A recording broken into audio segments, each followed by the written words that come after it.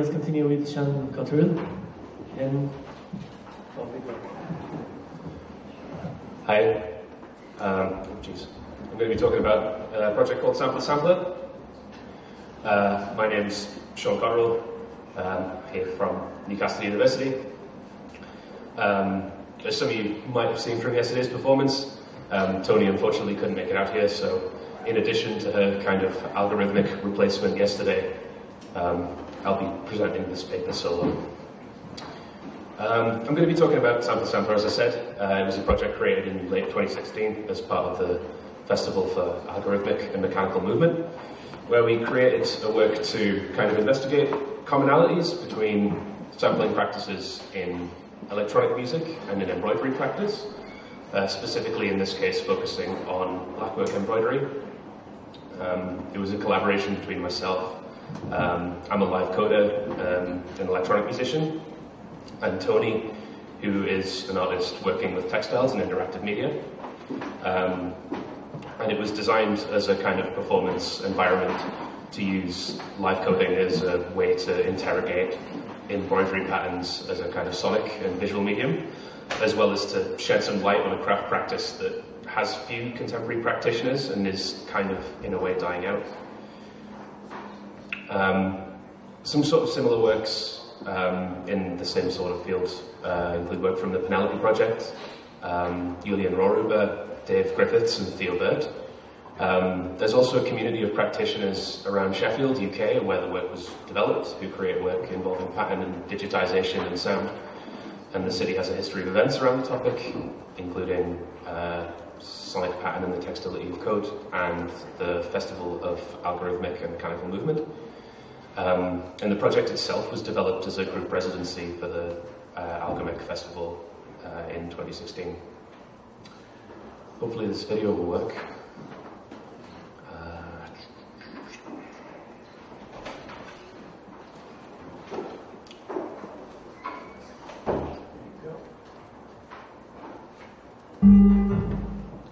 So this is a clip from Algorithmic Festival in 2016.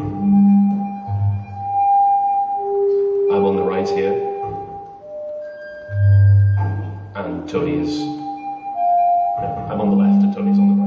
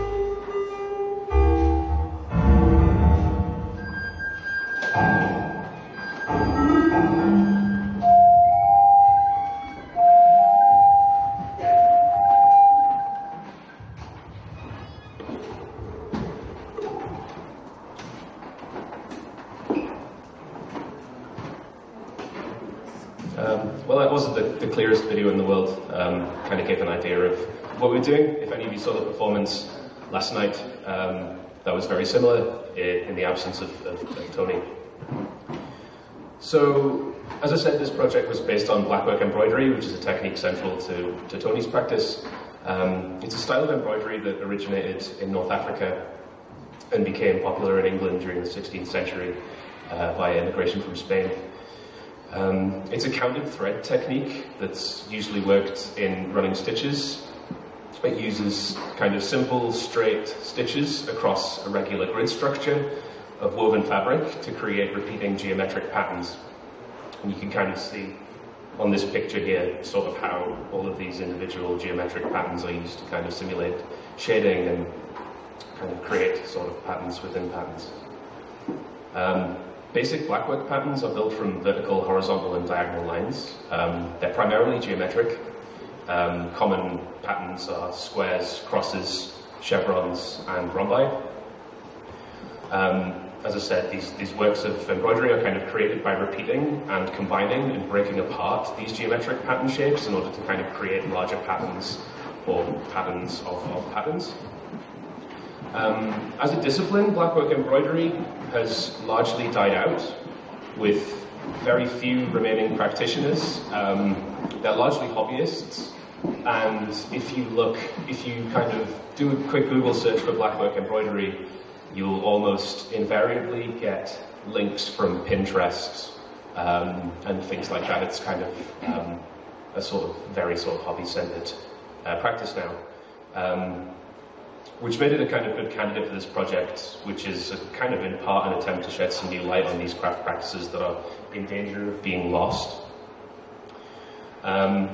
Unfortunately, some historical examples of Blackwork embroidery are in pretty short supply. The thread was originally dyed with a black dye that was corrosive, and there's no conservation treatment that currently exists that can halt that process. So several objects in the collection, in the V&A in particular, are in an advanced state of disintegration, with little of the original stitching remaining, and most can't be displayed or handled, which limits public access to them.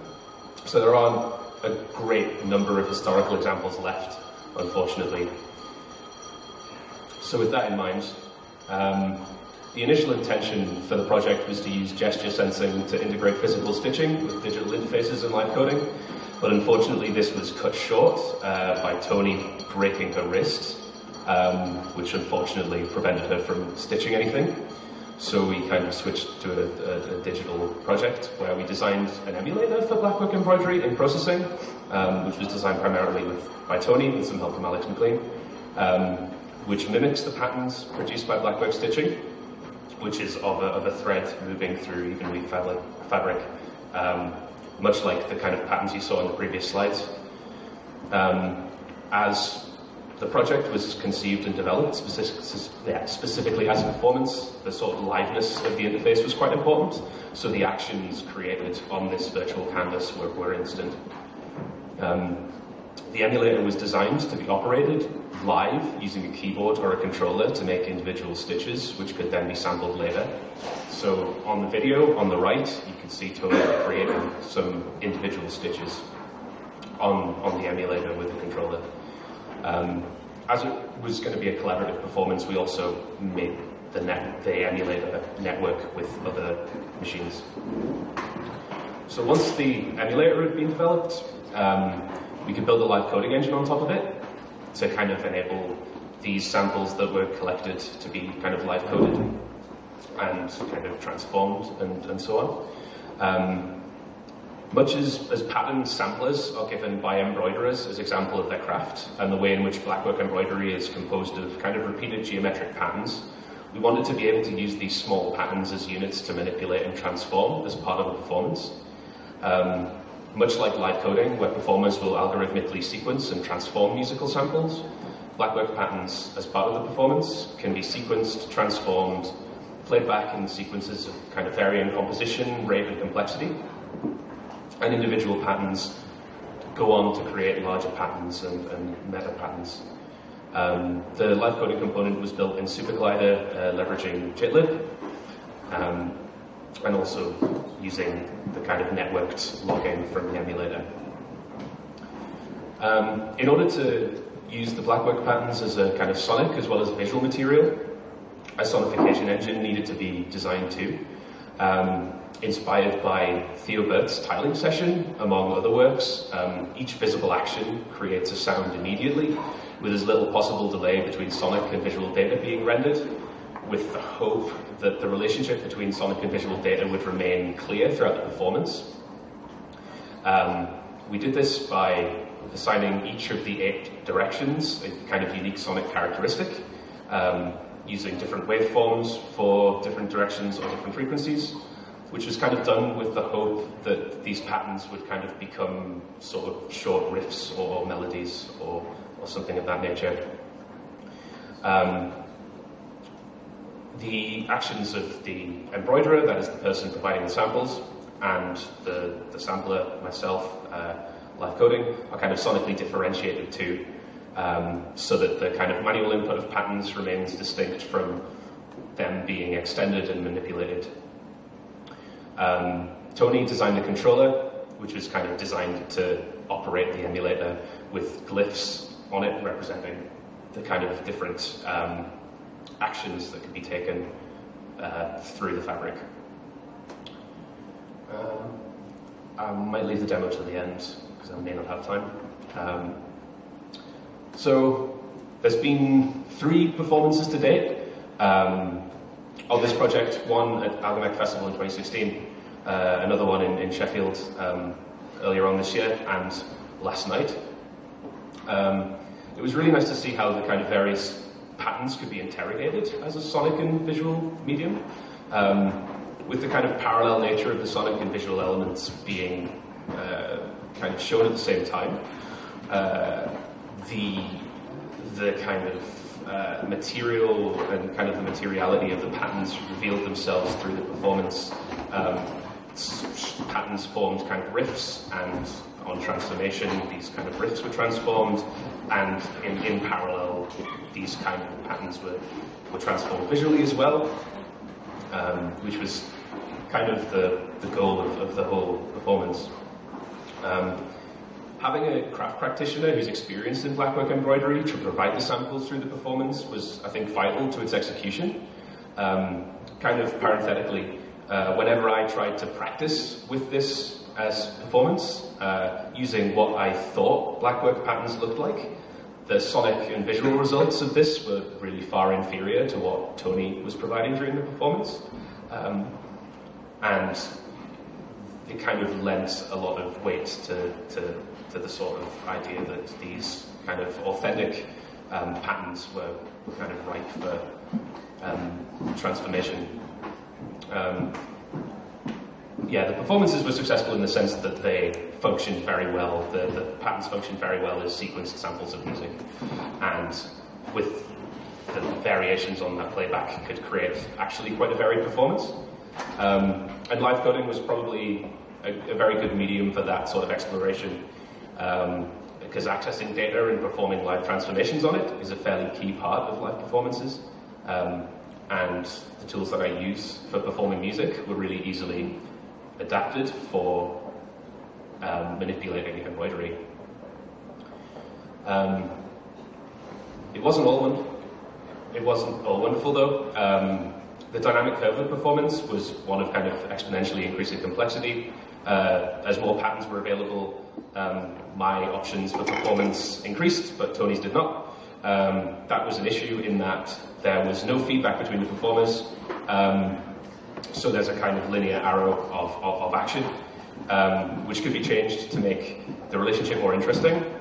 As the system itself is quite primitive, intensive action results in scheduling conflicts, which were a thing that I kind of ended up exploiting a lot during performances, kind of pushing the emulator quite hard, turned the kind of algorithmic embroidery into sort of stuttering, glitching nonsense, and like time clashes and so on. And the direct parallel between audio and visual, combined with a relatively primitive sonification, resulted in a performance that gets a bit fatiguing, which is why we kind of tend to keep them quite short. There's a few further directions, kind of realized and speculative. We delivered an installation version earlier on this year, where people could input patterns through touchscreens, and then they would be algorithmically recombined. The sonification component of the work is kind of primitive, as I said earlier. The interface that we chose bears that of kind of pressing single keyboard presses to create stitches, bears relatively little relevance to the physical act of stitching, so a gestural controller may be more suitable. And we could look at kind of reintegrating craft processes with the kind of live coding element of the work, but that's quite a challenge because with live coding being very instant and Blackwork embroidery being laborious and time-consuming. And that's it.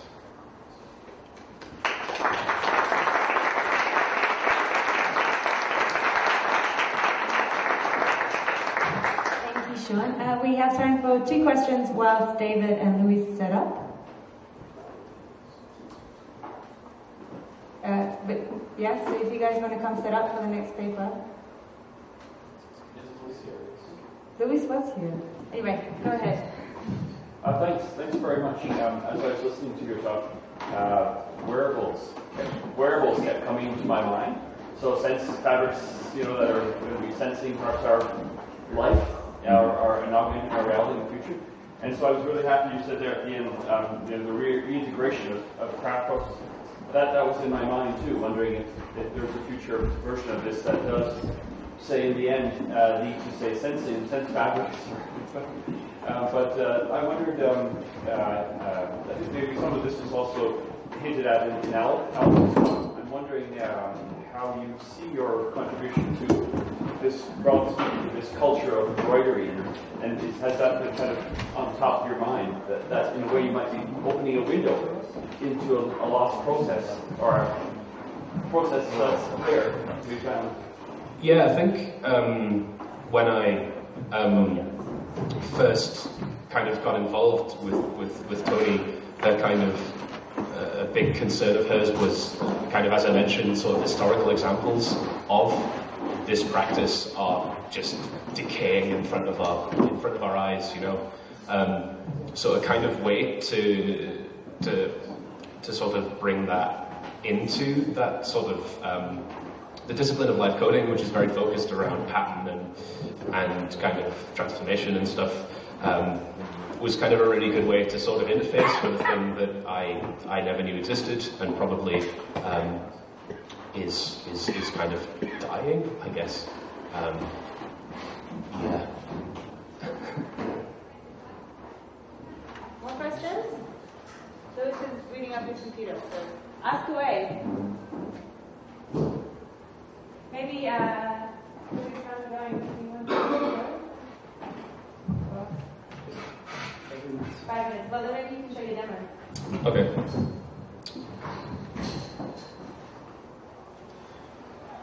A thing that I kind of neglected to mention that I meant to put in the talk, as a kind of reflecting on yesterday's performance,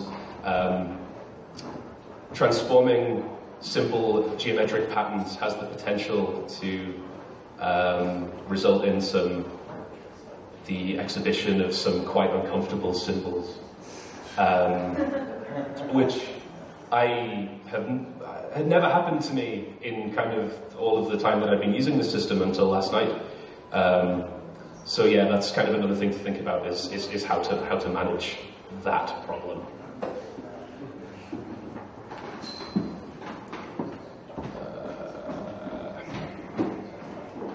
Jeez, what's going on here?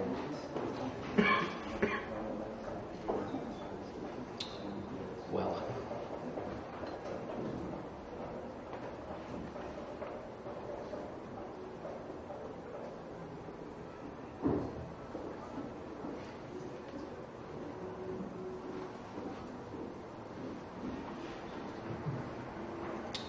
So, hopefully this will work.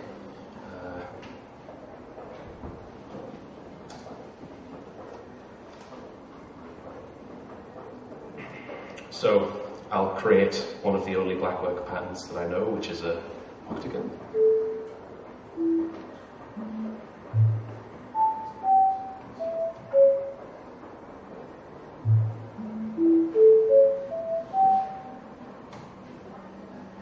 And some boxes. Oops, that's not a box. There's that.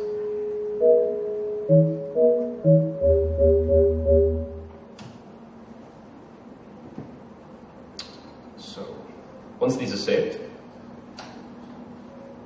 putting them inside of a TDEF, which basically plays the pattern back.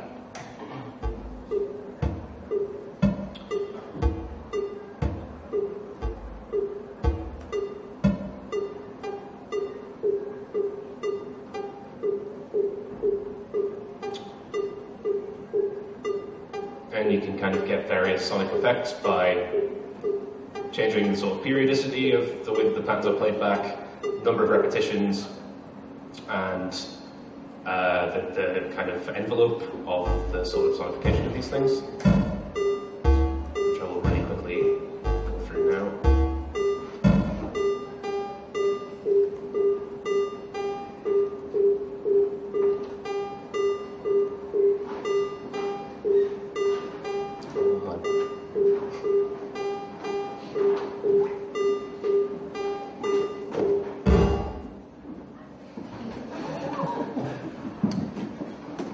two patterns, it's a little bit hard, but.